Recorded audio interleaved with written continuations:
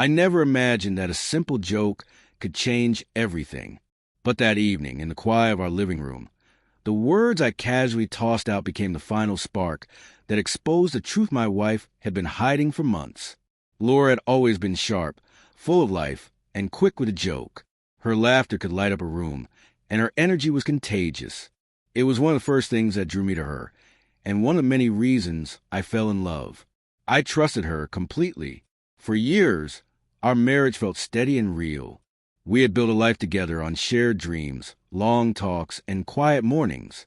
I managed a construction firm, long hours and high-stress projects keeping me busy. Laura ran her own event planning business, juggling clients with her signature confidence. We complemented each other perfectly, my calm against her spark. Life wasn't perfect, but it worked. Then, slowly, things began to shift. Missed calls, late replies, the way her phone seemed to be glued to her hand. Whispers when I walked into her room. I brushed it off at first. Stress, deadlines, maybe exhaustion. But over time, the excuses piled up, and what once looked like coincidence began to look like a pattern. Something was off. Everything came to a head one ordinary evening. We were having dinner, laughing about something trivial, when I made a light-hearted joke. I mentioned Mark, a name that had popped up a few times in conversation.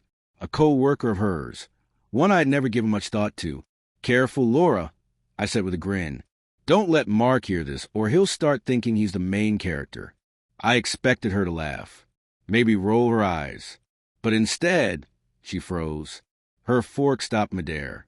Her face went pale, eyes wide and full of panic. In that instant, I didn't need an explanation. Her silence said it all. The confident, witty woman I thought I knew looked terrified. And I realized, without her saying a word, that I had just stumbled onto the truth. I didn't yell. I didn't accuse her. I just let the silence stretch, watching her realize that the mask she had worn so perfectly was gone. That moment changed everything between us. After that night, our home felt different. The laughter disappeared, replaced by tension so thick it filled every corner of the room. Laura moved carefully, speaking less, avoiding eye contact. She thought she could still keep her secret hidden, but her reaction had already told me everything. I watched her quietly, not out of anger, but clarity. Every text, every call, every subtle shift in her tone became another piece of the puzzle. She wasn't just distracted. She was invested in something or someone else. When she said she had a meeting that weekend, I already knew who it was with. She thought I'd stay clueless, but I was already a few steps ahead. I gathered evidence, messages, photos, times, places, enough to make the truth undeniable. I didn't confront her yet.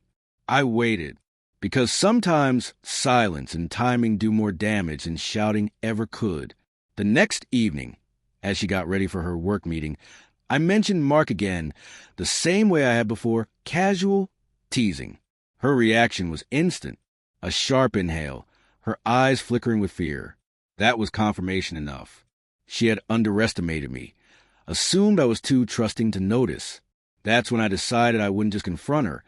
I would expose the truth completely, but on my terms. Not for revenge, not for drama, but to reclaim control over a life she had twisted with deceit. I planned it carefully.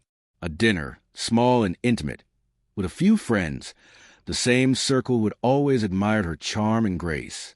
She arrived confident, unaware that this was the night her secret would unravel. As the evening unfolded, I let small comments slip, little references, harmless on the surface, but loaded underneath. I saw the color drain from her face. With each one, the laughter around the table faded as people began to sense something was wrong. Finally, I set down my glass, opened my phone, and calmly showed the truth. The messages, the photos, the undeniable connection between her and Mark. The room went silent. Laura's confidence shattered in an instant. She tried to speak, to explain, but the words never came. Everyone saw the truth for what it was. Her double life exposed completely. Mark, the man she thought she could keep hidden, wasn't a secret anymore. He was the proof of her betrayal. I didn't shout. I didn't insult her. I didn't need to. The truth spoke for itself. In the days that followed, she avoided me. The confidence she once wore like armor had turned to guilt and shame. And for the first time in months, I felt at peace. Walking through the house we once shared, I realized something important. Betrayal might break trust, but it doesn't have to break you. I had faced the truth head on, calmly, clearly, and with dignity intact. She lost her secret that night. I regained my self-respect. And as I stood in the quiet of my living room, I knew one thing for certain. My life, my choices, and my worth would never again depend on someone else's honesty.